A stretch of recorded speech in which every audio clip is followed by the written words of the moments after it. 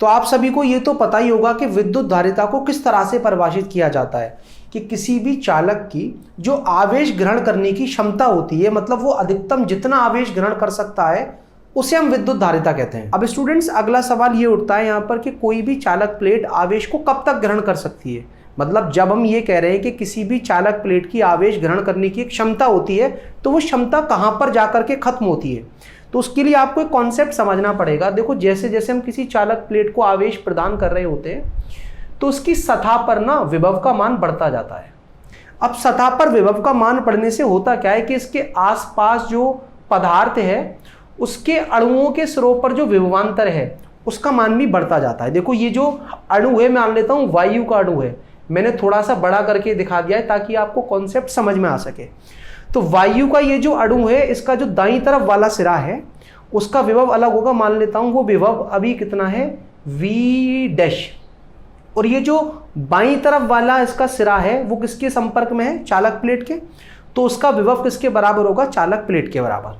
अब जैसे जैसे मैं चालक प्लेट को दिया गया आवेश बढ़ाता चलूंगा, इसकी सतह पर जो विभव का मान है वो भी बढ़ता चलेगा, और विभव के बढ़ने की वजह से इस अणु के सिरों पर जो विभवांतर है वो भी बढ़ता चलेगा। विभवांतर क्या होगा इसके सिरों पर, V चालक और माइनस क्या, V'। फिक्स है क्योंकि बाई सतह पर विभव का मान बढ़ नहीं रहा है, लेकिन विभवांतर के बढ़ने से अणु के लिए जो विद्युत क्षेत्र है जिसमें वो रखा हुआ है, उस विद्युत क्षेत्र का मान भी बढ़ता जाएगा। अब आवेश को अगर हम बढ़ाते चलें तो आवेश के बढ़ने पर विद्युत विभव का मान भी बढ़कर के अंततः इतना हो जाएगा कि इस अणु के सिरों पर जो विभवांतर है वो भंजक विभवांतर पर पहुंच जाए, या फिर कहें अणु जिस वैद्युत क्षेत्र में रखा हुआ है वो परावैद्युत सामर्थ्य पर पहुंच जाए।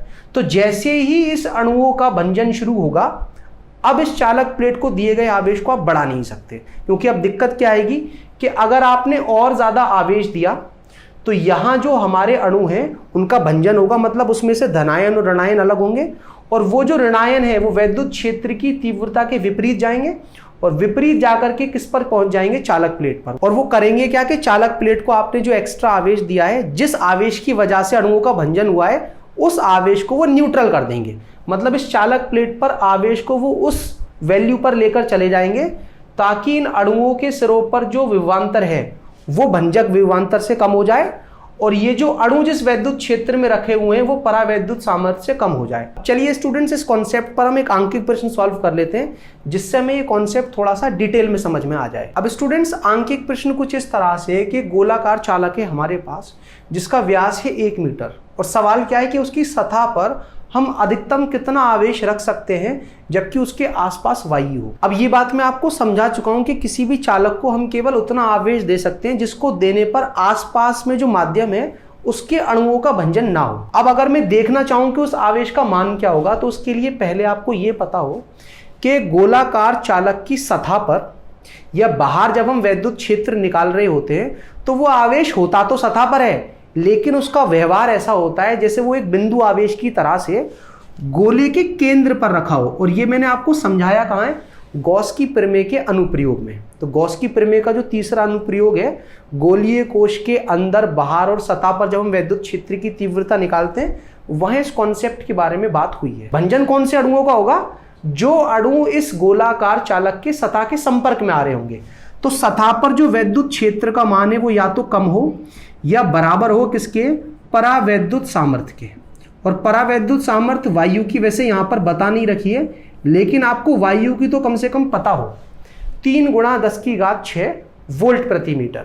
और सतह पर वैद्युत क्षेत्र का मान निकालने के लिए आप ये जो पूरा आवेश है उसको कहां मानकर चलो, केंद्र पर। और अगर कोई आवेश एक बिंदु आवेश की तरह यहां रखा हुआ है और सतह कहां होगी, r दूरी पर, तो बिंदु आवेश की वजह से r दूरी पर वैद्युत क्षेत्र की तीव्रता का सूत्र आपको पता होना चाहिए, कितना होता है, Kq/r²। ये जो वैद्युत क्षेत्र की तीव्रता का मान है सतह पर वो कम या बराबर हो किससे, परावैद्युत सामर्थ्य 3 × 10⁶ वोल्ट प्रति मीटर या न्यूटन प्रति कूलम्ब से। अब अगर हम अधिकतम आवेश की बात कर रहे हैं तो ये जो आवेश है वो इतना दे सकते हो कि आपके ये वैद्युत क्षेत्र का मान इसके बराबर हो जाए। तो K का मान तो फिक्स होता है 9 × 10⁹। आवेश हमें पता करना है कि अधिकतम कितना आवेश हम दे सकते हैं, और R यहाँ पर त्रिज्या है किसकी, उस गोलाकार चालक की। दे क्या रखा है, मैं व्यास 1 मीटर। तो त्रिज्या व्यास की आधी होती है 0.5 मीटर, उसका स्क्वायर करोगे तो 0.25 आ जाएगा, और ये किसके बराबर होना चाहिए, 3 गुणा 10⁶ के। इससे ज़्यादा आप आवेश नहीं दे सकते। आप क्या देखोगे, 3 से ये 9 हमारा 3 बार कट हो जाएगा, और 0.25 को अगर मैं इधर लेकर जाऊंगा तो अधिकतम आवेश का मान क्या आ जाएगा, 0.25 गुणा 10⁶, और बटे कितना, 3 गुणा 10⁹। आप इसको ऊपर लेकर जाओगे तो 10⁻⁻9 बनेगा, तो घात क्या आ जाएगी, 10⁻3, और इसको जब आप इससे विभाजित करोगे तो क्या आ जाएगा, 0.0833 गुणा 10⁻3, और आवेश का मात्रक क्या होता है, कूलाम।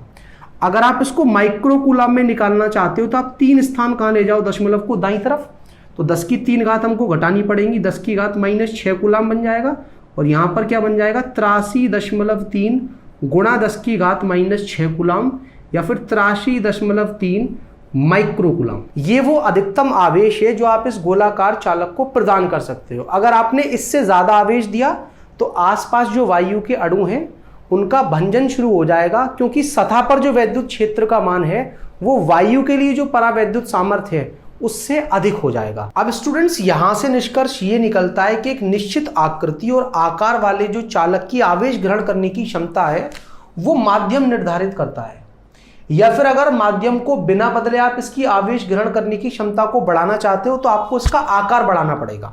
जितने गुना आप आकार बढ़ा दोगे आवेश ग्रहण करने की क्षमता उतनी ही गुना बढ़ जाएगी। लेकिन अगर मैं आपसे ये कहूं कि ना तो हम आकार को बदलें और ना ही हम आसपास के माध्यम को बदलें, तब भी हम इसकी विद्युत धारिता को कई 100 गुना ज्यादा बढ़ा सकते हैं, तो आपको ये थोड़ा सा सुनने में अजीब लगेगा।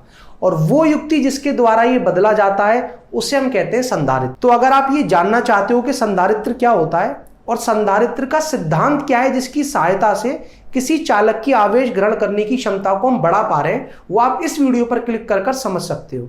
और अगर आप पहले अध्याय विद्युत आवेश तथा क्षेत्र से संबंधित कुछ भी पढ़ना चाहते हो तो आपके लिए हमने प्लेलिस्ट तैयार की है, इस पर क्लिक कर जो भी टॉपिक चाहते हो वो पढ़ लो, और अगर समझ ना आए तो कमेंट करके पूछ लो।